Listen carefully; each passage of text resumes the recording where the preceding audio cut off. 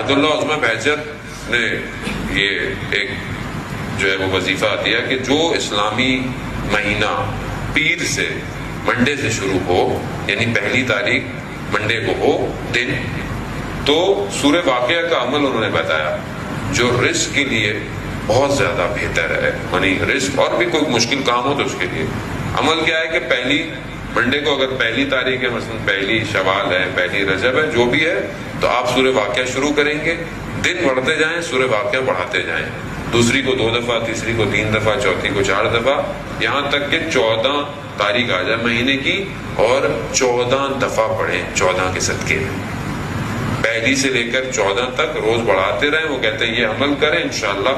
اور بندے حکیم نے اس کو کئی دفعہ جو ہے وہ پریکٹیکلی امپلیمنٹ کیا ہے. اور یقین کریں کہ خدا غیب سے دروازوں کو کھولتا ہے اور عطا کرتا ہے.